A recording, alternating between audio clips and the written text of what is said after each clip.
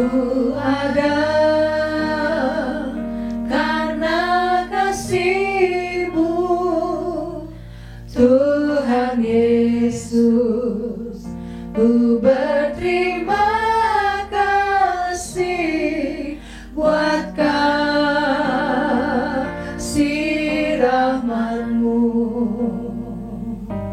Ku ada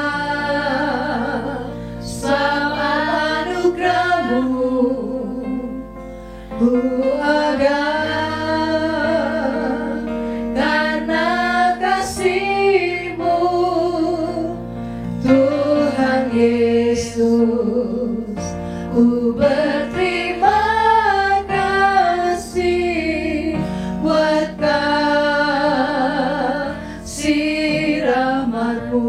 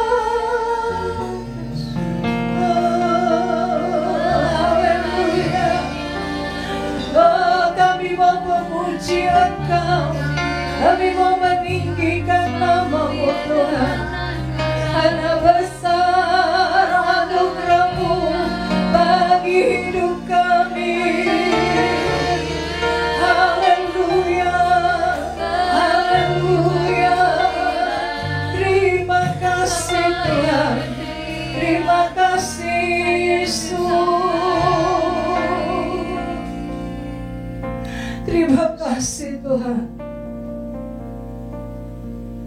Sungguh besar anugerah-Mu bagi hidup kami. Kalau kami ada sebagaimana kami ada saat ini, semua hanya oleh anugerah-Mu. Itu sebabnya pagi ini selayaknya kami menaikkan pujian, syukur kami kepada Engkau. Kami mau memuji-muji-Mu di dalam nama Tuhan Yesus Kristus. Haleluya. Amin. Shalom, selamat pagi Bapak Ibu saudara dan saudariku. Kita bersyukur di situasi yang sulit ini kita masih bisa beribadah, memuji-muji Tuhan. Kita mau menerima sukacita dari Tuhan. Dan firman Tuhan berkata, bersukacitalah senantiasa. Aku katakan sekali lagi, bersukacitalah. Karena sukacita dari Tuhan, itulah kekuatanmu. Haleluya. Mari kita mau terima sukacita dari surga.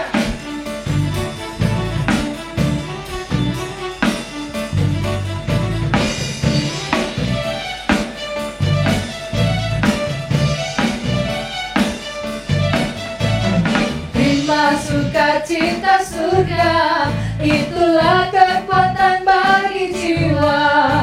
Ku dapat rasakan kasih-Nya di tengah badai yang bergelora. Terima sukacita surga, itulah kekuatan bagi jiwa. Ku dapat saksikan kuasa-Nya, takutkan badai yang bergelora.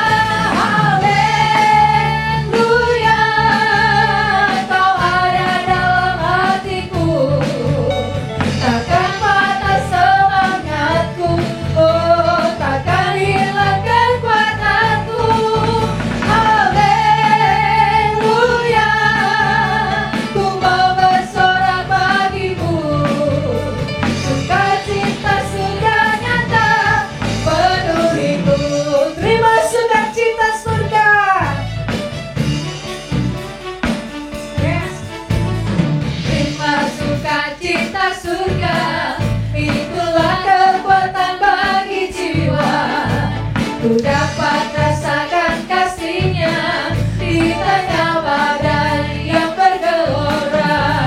Terima sukacita surga, itulah kekuatan bagi jiwa.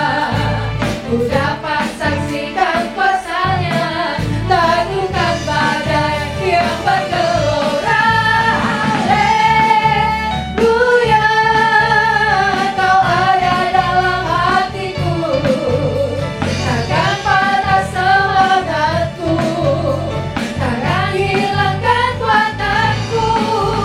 Haleluya, ku mau bersorak bagimu. Sukacita surga nyata penuhiku. Haleluya, Kau ada dalam hatiku. Takkan patah semangatku, takkan hilangkan kuatanku. Haleluya, ku mau bersorak bagimu. Sukacita surga nyata, sukacita surga nyata. Sukacita surga nyata penuhiku.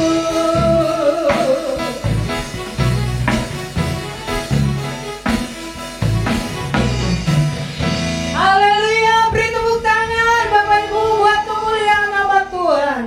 Kita bersyukur hanya kemurahan Tuhan yang senantiasa juga menyertai kita, sebagaimana firman Tuhan berkata, kebajikan dan kemurahan belaka akan mengikuti aku seumur hidupku, dan aku akan diam dalam rumah Tuhan sepanjang masa.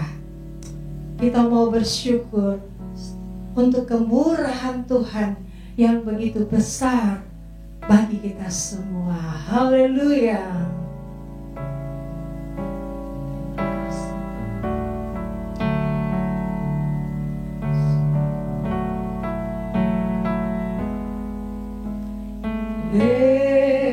Karena kemurahan Tuhan ku ada sampai hari ini.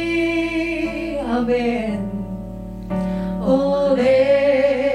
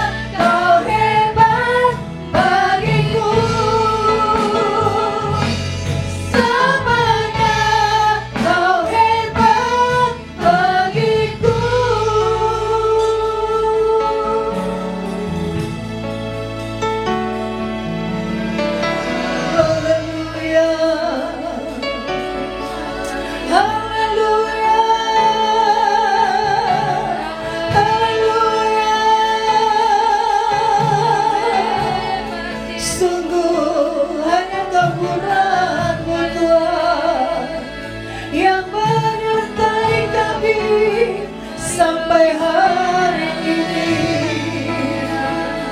Kami boleh ada sebagaimana kami ada,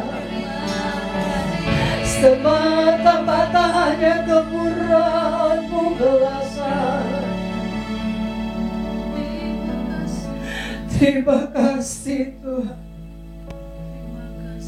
Terima kasih Bapa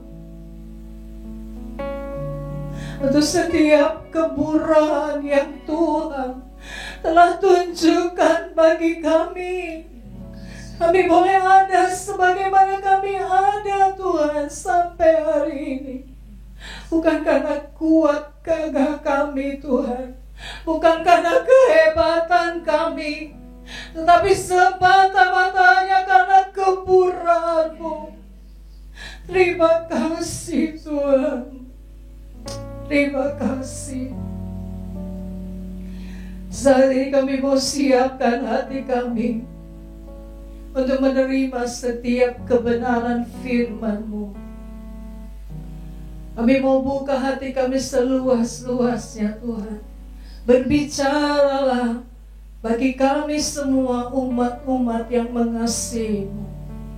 Di dalam nama Tuhan Yesus Kristus. Haleluya. Amin. Shalom saudaraku semua. Segala puji bagi Tuhan. Kita masih diberi anugerah untuk bisa menikmati semua yang baik di tengah keadaan yang kurang baik, ya. Saya berdoa terus, memohon kepada Tuhan agar semua kita diberi anugerah untuk bisa memanfaatkan situasi yang kurang baik ini untuk mendatangkan hal-hal yang baik dalam hidup kita, ya, secara jasmania maupun secara rohaniah. Karena kita sedang menuju kepada satu kenormalan baru secara rohani, secara bergereja, yaitu kembali kepada kebenaran firman Allah yang murni, ya, belajar untuk menjalankan pola hidup dan pola berjemaat seperti yang sudah diteladankan oleh gereja mula-mula. Nah, kalau ada kenormalan baru, Bapak Ibu Saudaraku, berarti ada kenormalan yang lama, ya. Nah, mari kita mau belajar memperbandingkan antara kenormalan yang baru dengan kenormalan yang lama. Itu sebabnya judul renungan pada pagi hari ini adalah kenormalan lama versus kenormalan baru.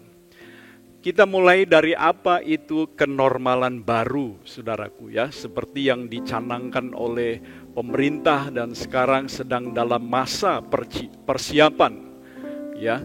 Saudara, kenormalan baru itu adalah sebuah cara hidup, ya. Satu cara hidup yang butuh dilakukan untuk menghadapi pandemi COVID-19. Supaya semua kita bisa terhindar dari paparannya, sekaligus juga bisa menjalankan aktivitas kita sehari-hari. Itu sebabnya dicanangkan untuk masuk kepada satu tatanan baru, yaitu the new normal, kenormalan baru. Itu satu cara hidup yang harus menjalankan protokol kesehatan secara ketat, ya.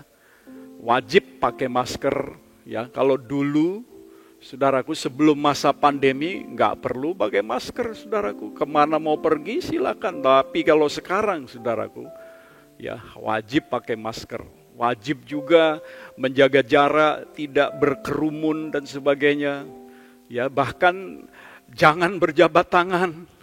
Wah, memang agak dalam tanda petik aneh juga, saudaraku, ya. Tapi itulah kenyataan. Kita harus lakukan itu. Bahkan dikatakan juga kita harus menjaga kebersihan dengan sering-sering mencuci tangan.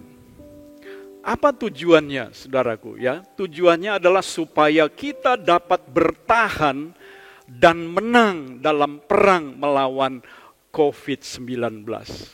Nah, saudaraku, Sebetulnya ini juga sebuah peperangan rohani, saudaraku ya. Kita benar-benar sedang masuk di dalam satu situasi yang benar-benar tidak mudah. Ya, kita semua berperang secara rohani.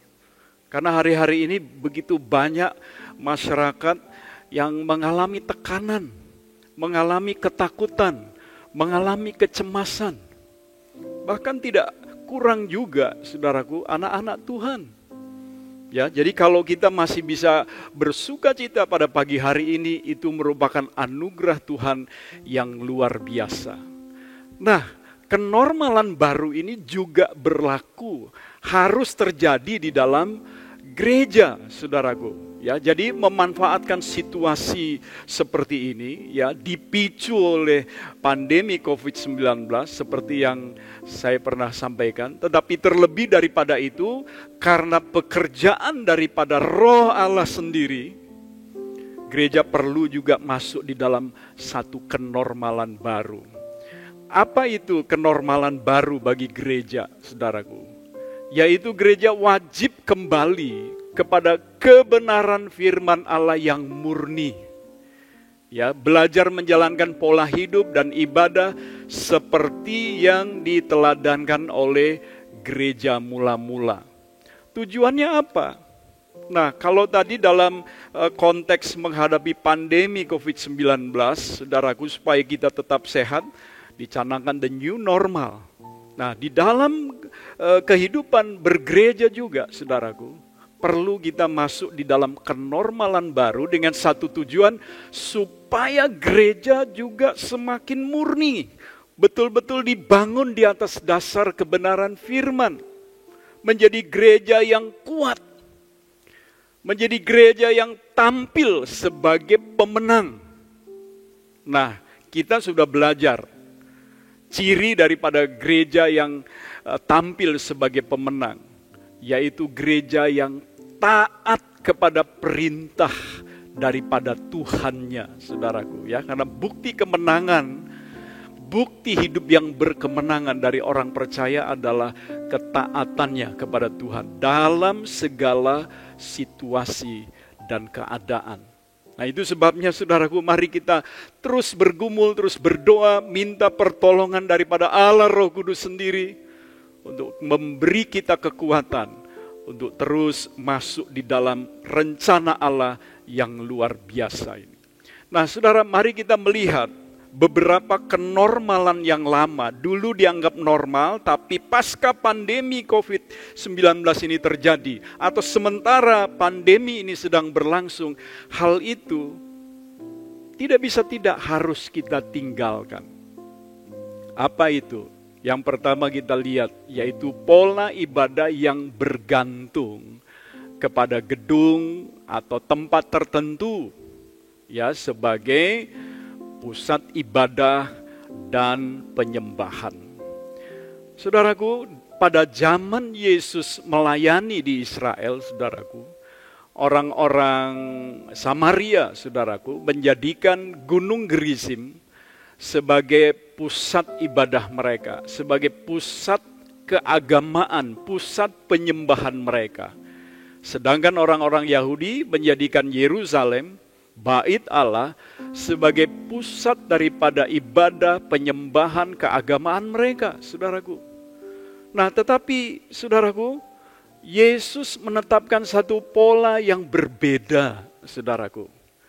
Di mana itulah yang perlu kita tahu dan perlu kita juga mengerjakannya, supaya kita tidak terikat lagi dengan gedung atau tempat-tempat tertentu, ya, misalnya pakai ruko, pakai mall dan sebagainya.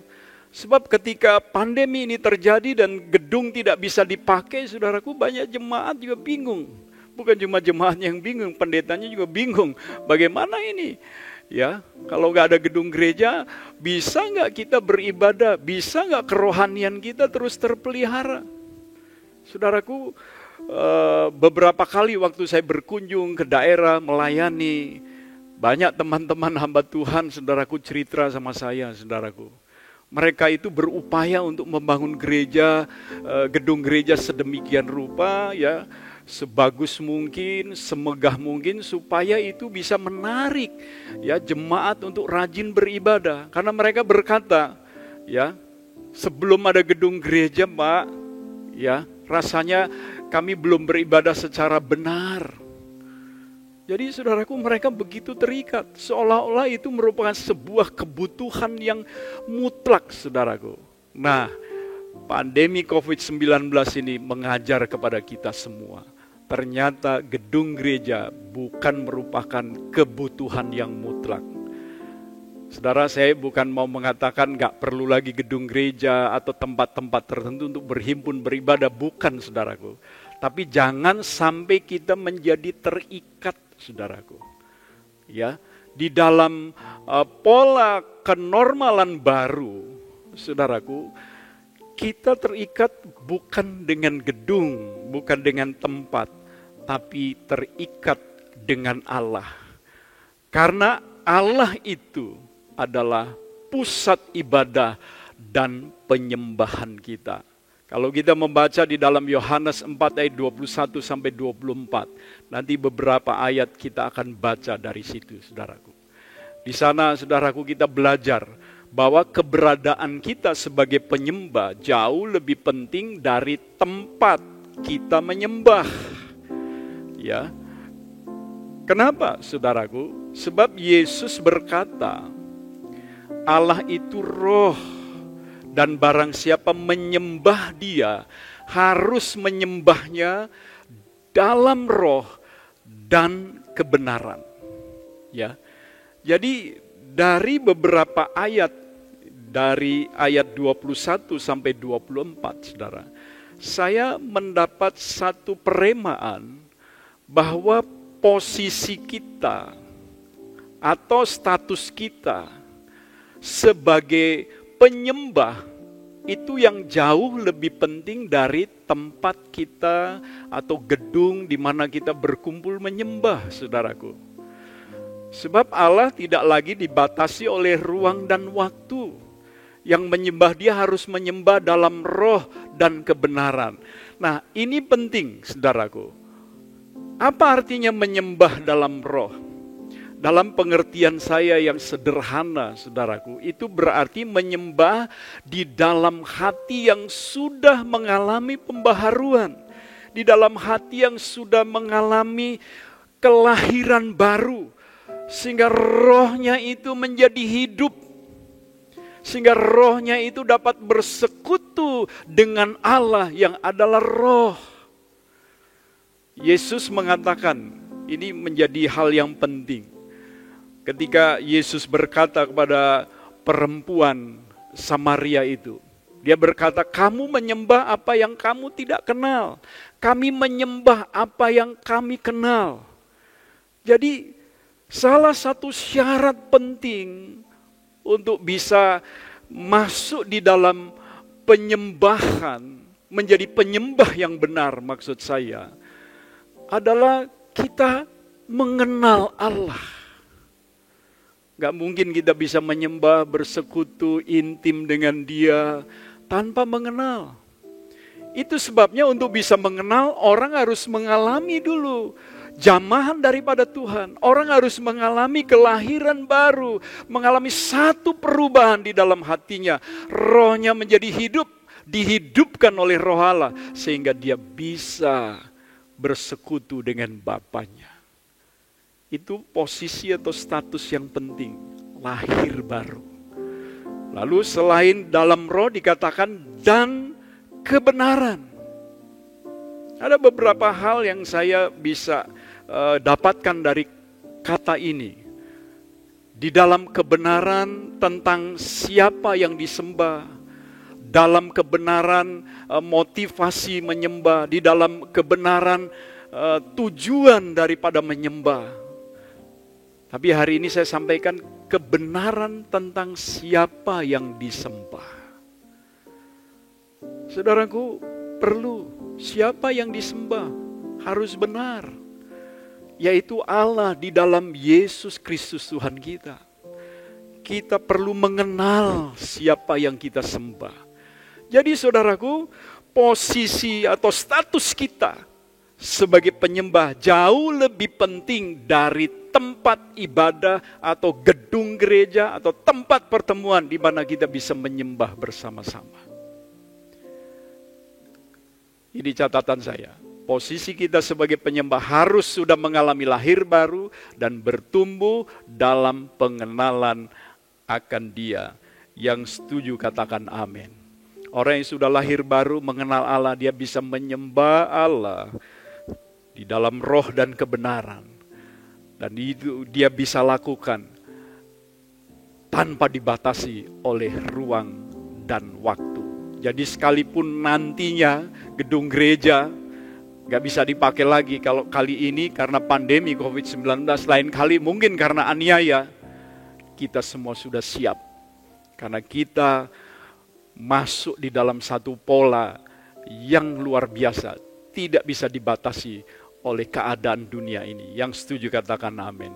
Yang kedua, kenormalan yang lama itu misalnya dikatakan hari Minggu sebagai hari ibadah. Memang pada waktu jemaat yang mula-mula itu mereka mengadakan pertemuan pada hari pertama pada minggu itu, ya, itu hari Minggu. Dikatakan hari Minggu karena itu harinya Tuhan. Itu satu peringatan hari kebangkitan daripada Kristus. Tapi masalahnya kemudian, saudaraku, orang merasa bahwa hari Minggu itu sebagai hari ibadah, ya. Kalau dikatakan mereka datang kebaktian hari Minggu, mereka katakan mereka beribadah. Ya, tentu tidak salah dalam konteks mereka menjalankan ritual ibadah di gedung gereja. Tapi yang menjadi salah itu kalau dianggapnya begini, kalau sudah datang ke gereja, sudah mengikuti ibadah, ya, memuji Tuhan, mendengar firman Tuhan, memberikan persembahan, dianggap itu sudah beribadah. Entah hari Senin sampai Sabtu bagaimana, nggak terlalu dipusingkan. Nah, saudaraku, kita tidak boleh seperti itu, saudara. Kalau hanya ritual saja, kita, saudaraku, tidak akan sanggup menghadapi badai kehidupan ini.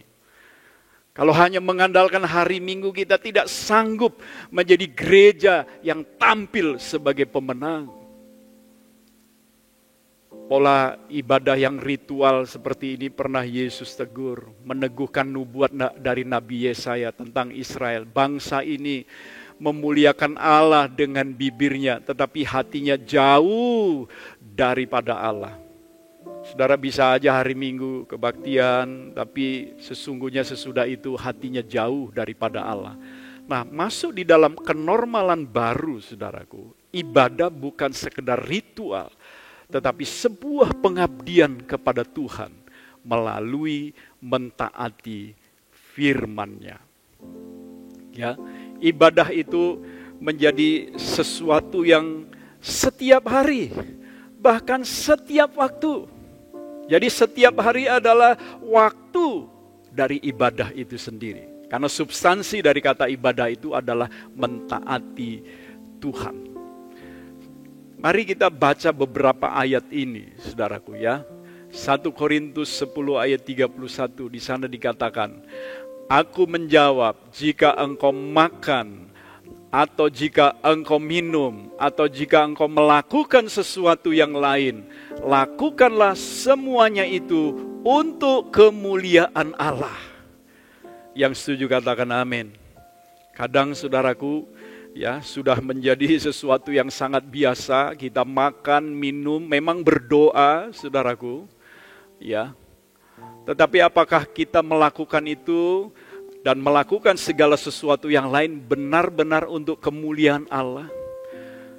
Apakah apa yang kita kerjakan itu merepresentasikan orang percaya, merepresentasikan, maksud saya, keberadaan Tuhan yang luar biasa, yang suci, yang kudus, yang benar adanya melalui kegiatan-kegiatan yang biasa ini? Sebetulnya makan itu bukan kegiatan yang biasa, itu istimewa, saudaraku, ya.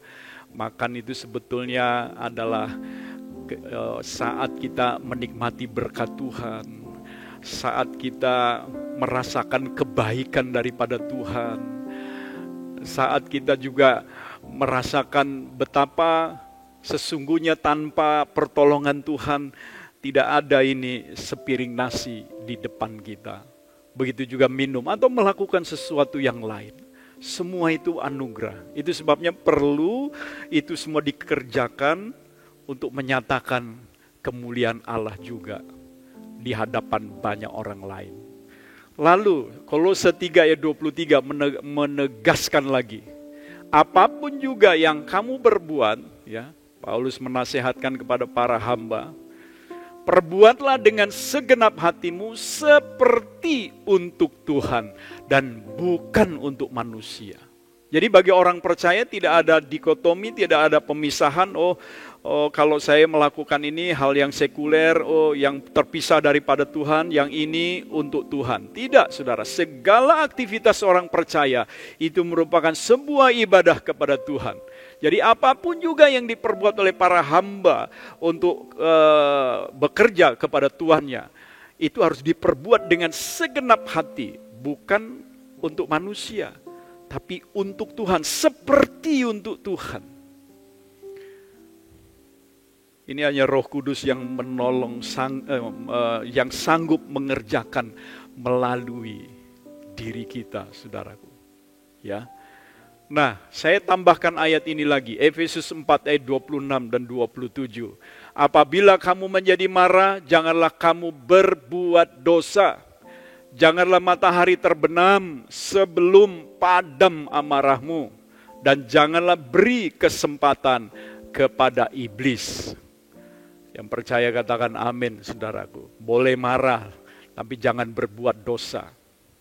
Saudaraku, lalu dinasehatkan begini, jangan matahari terbenam sebelum padam amarahmu. Ya, kalau di dalam kehidupan orang Israel, saudaraku ya, kalau matahari terbenam itu berarti mulai hari yang baru, saudaraku ya. Jadi jangan memulai hari yang baru dengan masih menyimpan kemarahan, saudaraku. Nah, beda kalau di sini, saudaraku ya, malam datang belum terjadi perubahan, masih hari yang sama. Nanti jam 00.00 baru, 01 baru, saudaraku, masuk kepada hari yang baru. Apapun, saudaraku, ya, pada malam hari itu orang tidur, saudaraku. Jadi Tuhan mengingatkan, memerintahkan jangan tidur dengan membawa kemarahan. Ya, sebab kalau tidur dengan membawa kemarahan, iblis nanti diberi kesempatan. Kalau marah itu terlalu lama disimpan, itu bisa berkembang, saudaraku ya. Jadi sakit hati yang makin bertambah-tambah menjadi kepahitan dan sebagainya, saudaraku, maka perlu dibereskan sebelum malam datang, sebelum tidur. Ya. Nah, jadi saya membuat catatan, tidur pun sebuah ibadah, saudaraku, atau pengabdian kepada Tuhan. Sebab kita diminta jangan tidur dengan membawa kemarahan. Nah, ini kenormalan baru, saudaraku. Saudara, banyak orang hancur hidupnya karena menyimpan kemarahan. Banyak orang menjadi kalah di dalam pertempuran melawan kuasa-kuasa si jahat, saudara. Kenapa?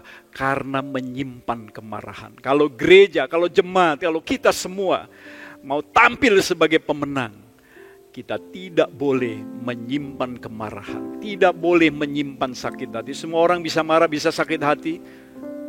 Bisa juga mungkin kepahitan, tapi jangan simpan kemarahan, jangan simpan sakit hati, jangan simpan juga kepahitan, saudara. Segera bereskan. Saling mengaku salah, saling mengampuni.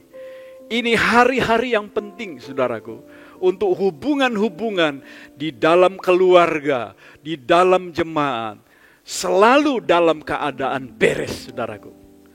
Sebab kita nggak tahu sampai itu terjadi, ya. Maksud saya kita nggak tahu kapan kita dipanggil oleh Tuhan. Jadi setiap saat kita perlu hidup di dalam satu hubungan yang benar, yang beres. Yang setuju katakan amin. Kenormalan yang berikutnya, kenormalan lama maksud saya adalah satu sikap mengandalkan pendeta yang dalam tanda kutip hebat untuk menjaga dan memberikan pertumbuhan rohani. Ya, saudaraku, dalam pandangan jemaat secara tradisional,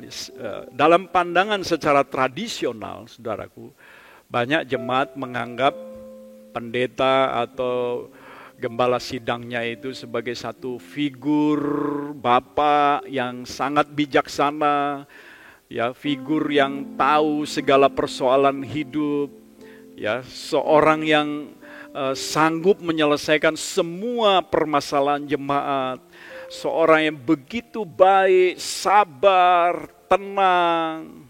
Ya, kalau punya pemimpin seperti itu, puji Tuhan, saudaraku. Tapi seringkali jemaat berpikirnya sedemikian rupa sehingga pemimpin itu seolah-olah nyaris sempurna, saudaraku. Nah, saudaraku, kita tidak boleh hidup dalam pola seperti itu. Ya, karena itu akibatnya kita menuntut, saudaraku. Nah, kalau sudah nuntut begitu, nanti tidak terjadi seperti yang kita tuntut, ya kita menjadi kecewa, saudaraku. Itu sebabnya di dalam pola kenormalan baru, saudaraku, kita bukan mau menuntut pemimpin jemaat, tapi kita justru belajar begini, saudara, memberi diri untuk diperlengkapi. Ya, berjemaat itu, saudaraku, belajar memberi diri kita untuk dibentuk oleh Tuhan. Melalui firman Tuhan, melalui Roh Kudus, melalui persekutuan satu dengan yang lain, itu semua proses pembentukan. Nah, di sini, saudaraku, memberi diri untuk diperlengkapi bagi pekerjaan pelayanan, bagi pembangunan tubuh Kristus. Jadi perhatikan, saudaraku, di dalam gereja yang sesungguhnya setiap orang kudus itu adalah orang yang perlu memberi diri untuk diperlengkapi, untuk melakukan pekerjaan pelayanan bagi pembangunan tubuh Kristus. Jadi kalau saudara tidak memberi diri untuk diperlengkapi, untuk bisa melayani, untuk membangun tubuh Kristus, saudaraku, saudara pikirkan sendiri maksud saya. Ya, saudara, ayatnya kita akan baca bersama-sama dalam Efesus pasal 4 ayat 11 dan 12. Saudara, di sana dikatakan, dan ialah yang memberikan baik rasul-rasul maupun nabi-nabi, baik pemberita-pemberita Injil maupun gembala-gembala dan pengajar-pengajar. Untuk apa Allah memberikan 5 karunia pelayanan kepada gerejanya? 5 karunia pelayanan ini sebetulnya mewakili Yesus sendiri. Untuk apa? Dikatakan untuk memperlengkapi orang-orang kudus. Kita semua orang-orang yang percaya kepada Kristus. Bagi pekerjaan pelayanan, bagi pembangunan tubuh Kristus. Jadi gereja yang menuju kenormalan baru, yang kembali kepada firman Allah. Ada gereja yang seluruh umatnya itu melakukan pekerjaan pelayanan bagi pembangunan tubuh Kristus. Saudara, yang terakhir, kenormalan yang lama, saudaraku ya. Saudaraku, gereja dikatakan ibarat kapal pesiar, saudaraku ya. Saya tidak tahu apakah saudara pernah naik kapal pesiar, saudaraku. Saya sendiri belum pernah, saudaraku ya. Kalau ke Mentawai itu yang bagus adalah kapal cepat, ya, Mentawai Fast, Mentawai Fast, atau yang betul Mentawai Fast, ya, saudara.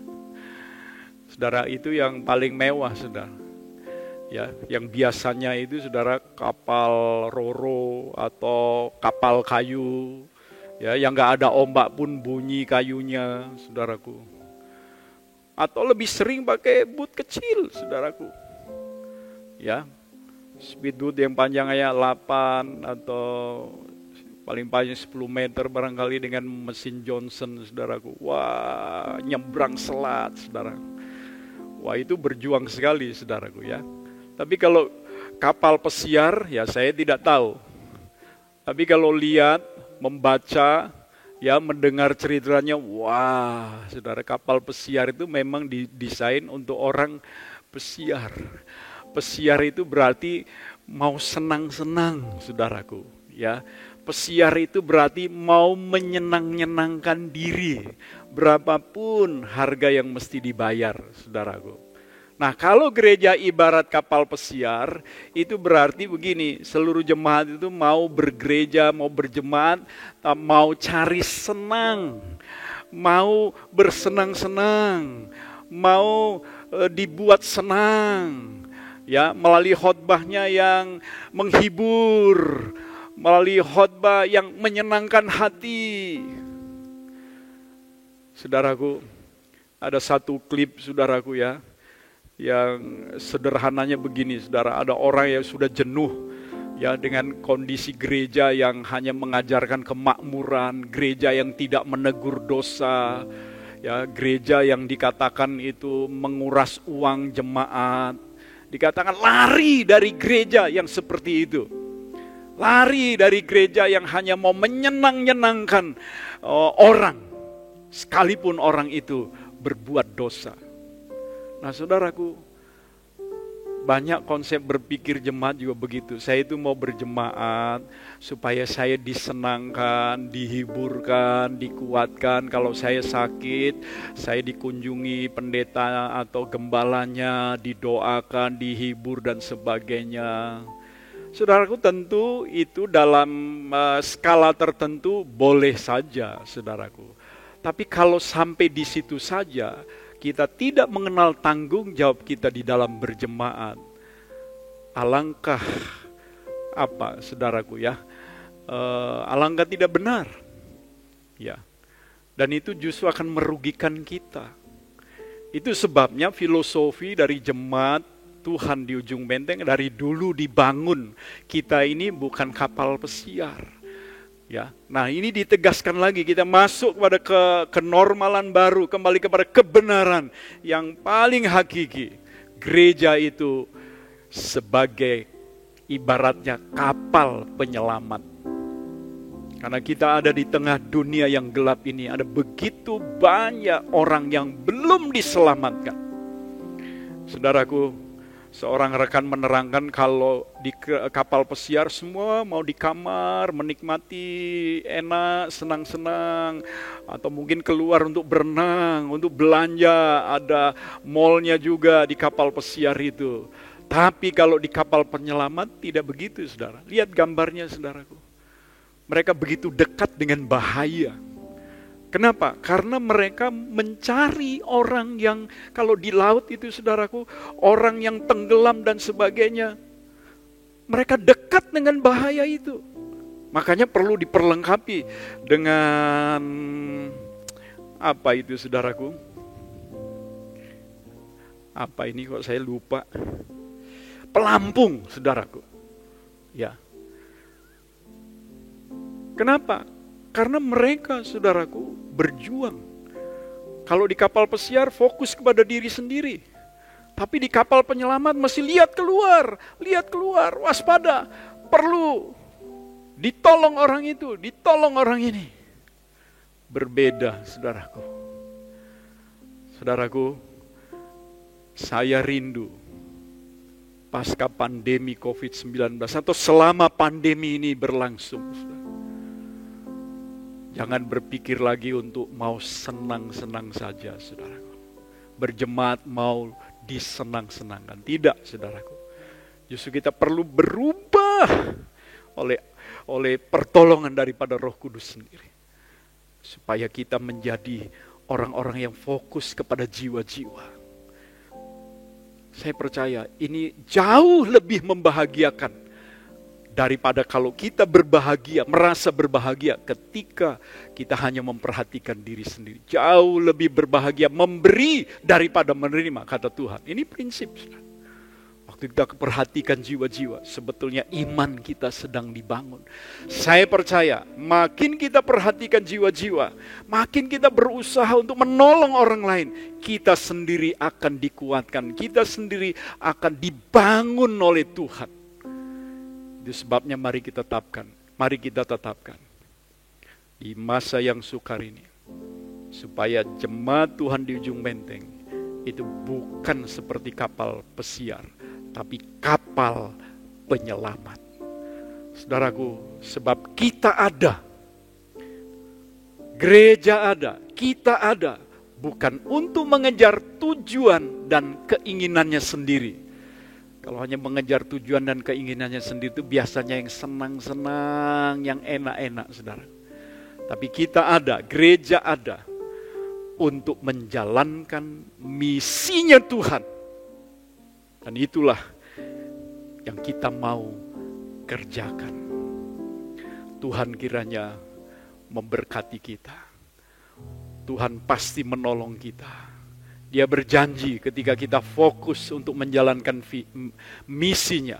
Bagi jiwa-jiwa, jadikan semua bangsa murid Tuhan. Tuhan berjanji akan menyertai kita sampai kepada kesudahan alam. Haleluya, haleluya. Kalau Dia rela mati ketika kita masih berdosa, saya percaya Dia akan terus setia kepada kita, orang-orang yang terus belajar setia juga kepadanya. Rencananya sempurna. Dia akan menolong kita, dan hari-hari ini Dia juga sedang memurnikan kita. Tuhan, Kau sempurna.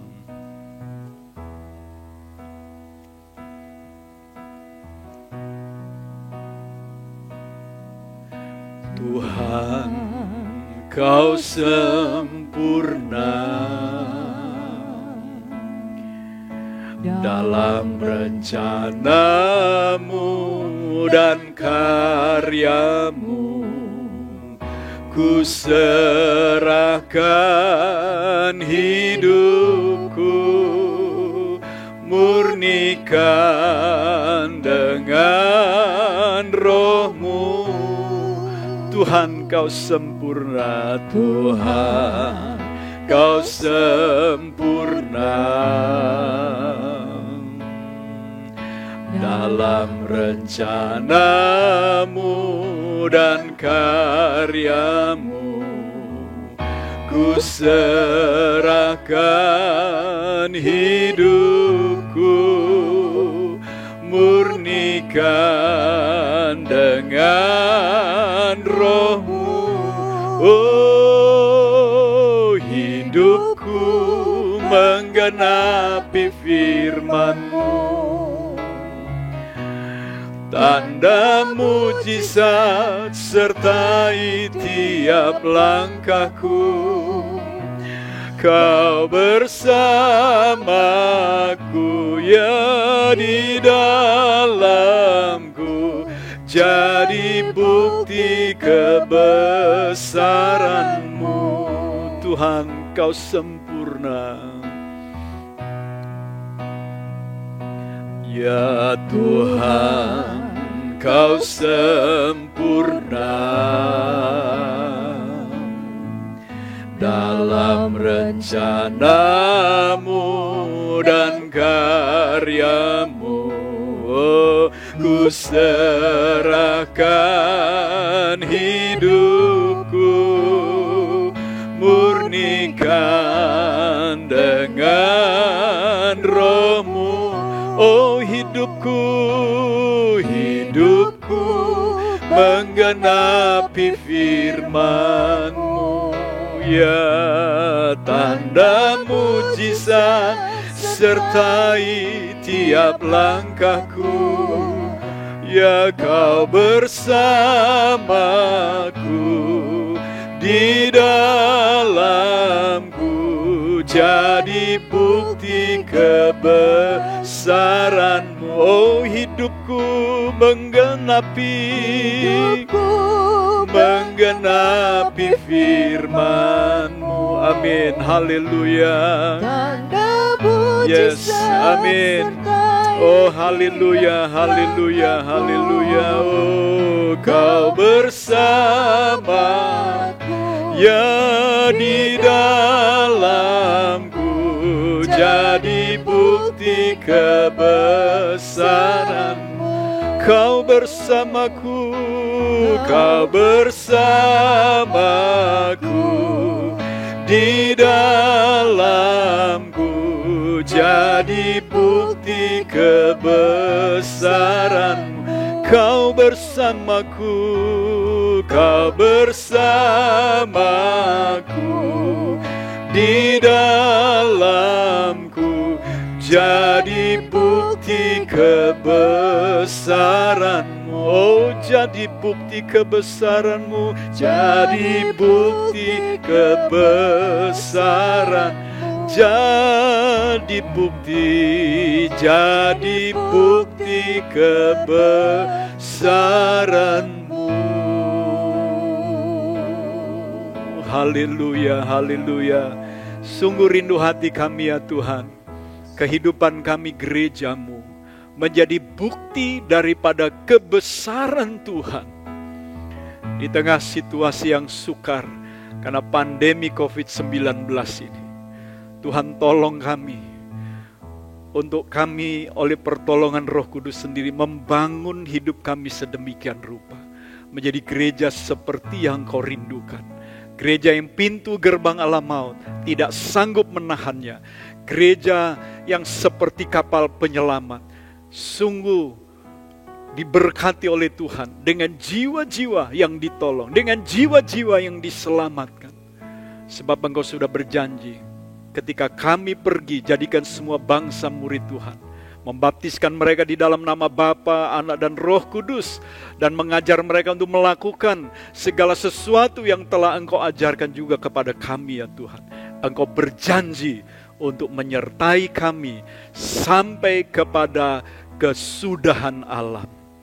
Bangunkan hati kami, ubahkan hati kami oleh kebenaran firman.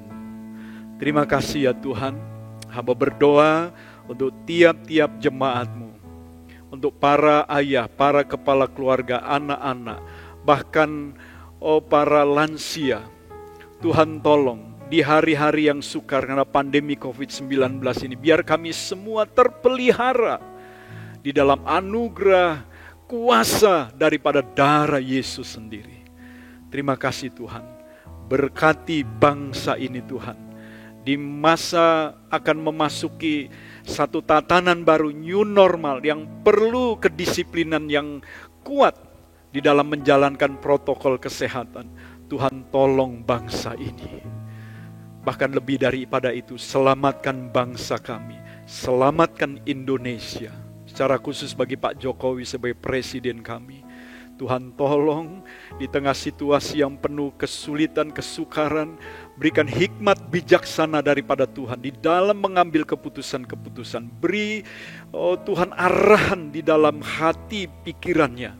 Sebab firman-Mu berkata hati raja seperti batang air di dalam tangan Tuhan. Engkau alirkan kemana Engkau mau.